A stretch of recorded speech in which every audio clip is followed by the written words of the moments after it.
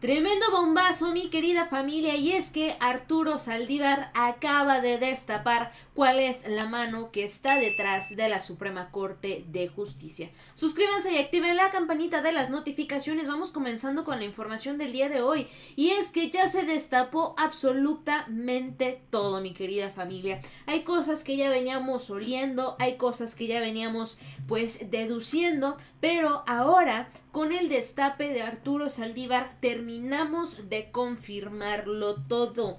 Y es que chéquense nada más, fue una entrevista con el diario El País y Arturo Saldívar lo confesó. La corte está dominada por un grupo opositor y aliado a causas conservadoras.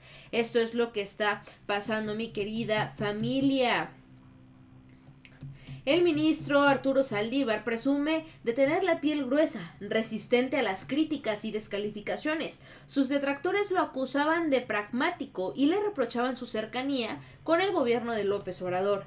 Las dudas quedaron despejadas hace 2 meses cuando renunció a la Suprema Corte tras una carrera de 14 años y una presidencia de 4 para sumarse al equipo de asesores de Claudia Sheinbaum, la abanderada presidencial de Morena. La decisión le valió duros señalamientos, principalmente desde la judicatura y la academia.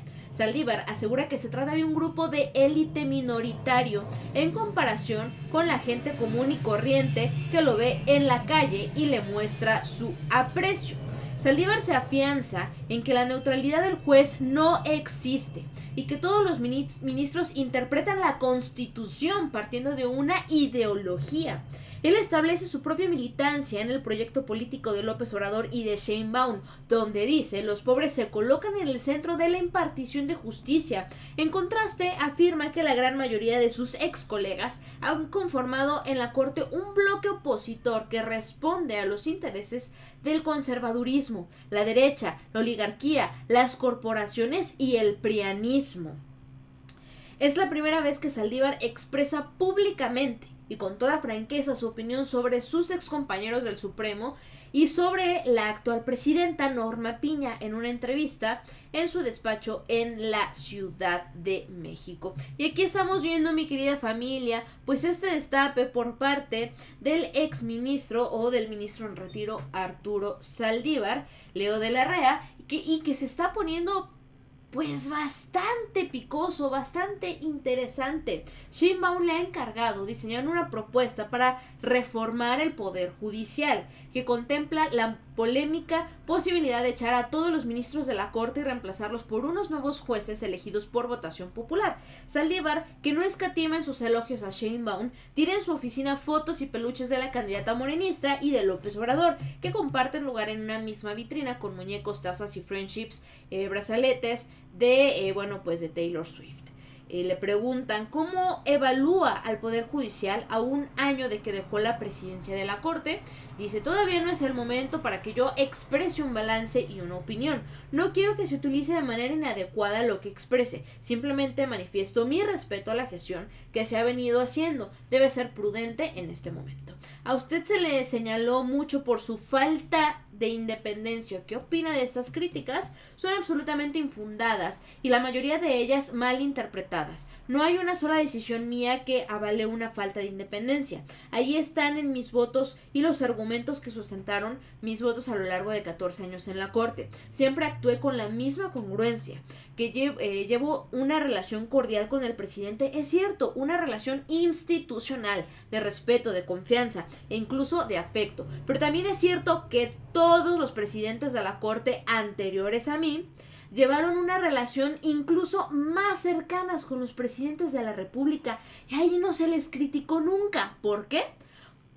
Porque poder político, poder económico, poder mediático y poder judicial estaban del mismo lado.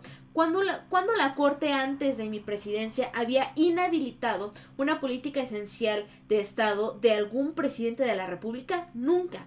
porque entonces no decían que la Corte, ¿por qué entonces no decían que la Corte no era independiente? ¿Por qué no se criticaba que la Corte estuviera perfectamente alineada a los intereses del prianismo?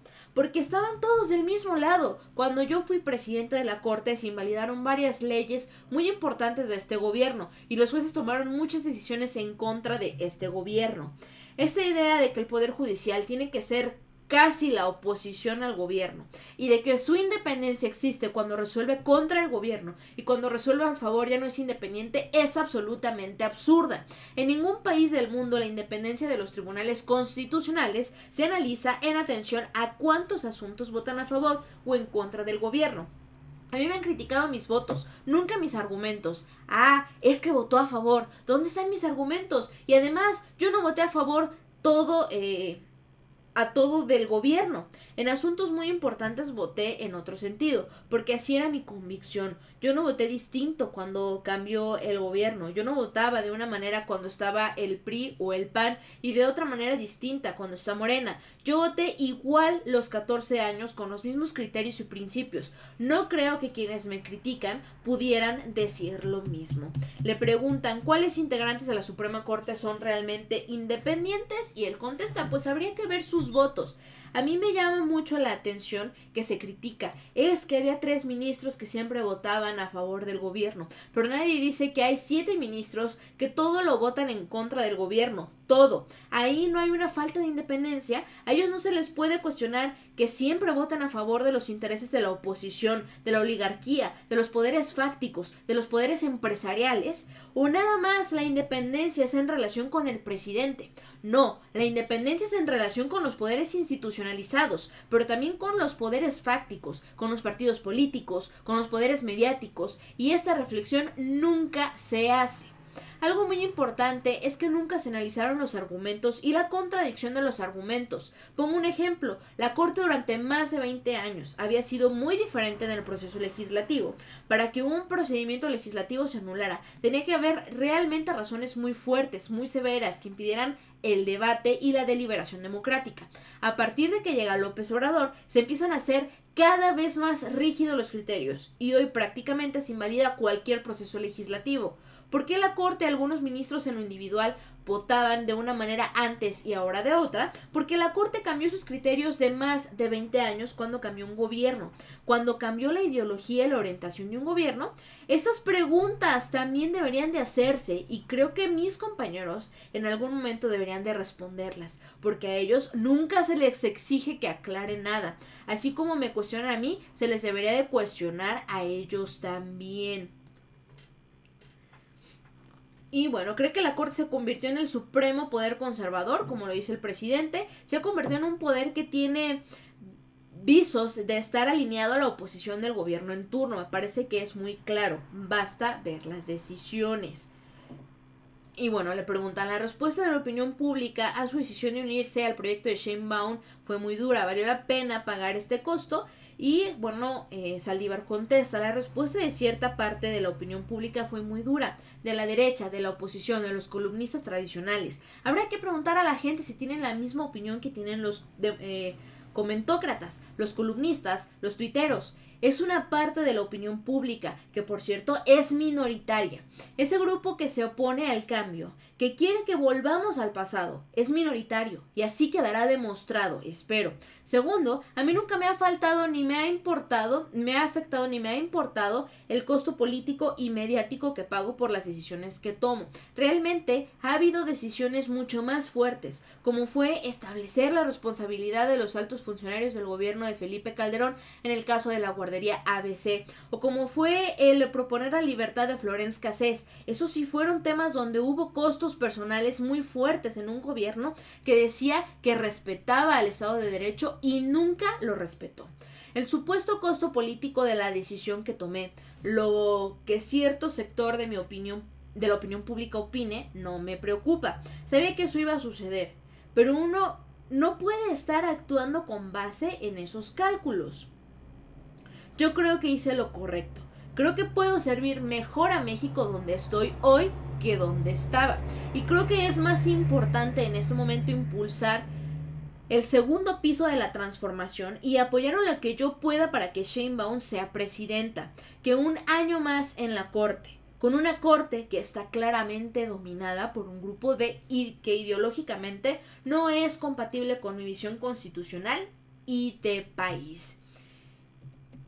Le preguntan que si se trata entonces de un grupo conservador y él contesta, pues es un grupo opositor al gobierno y obviamente aliado a las causas conservadoras. Si por conservador entendemos el prianismo, la derecha, la oligarquía que gobernó México durante tantos años, pues es claro que la mayoría ahorita está en la corte,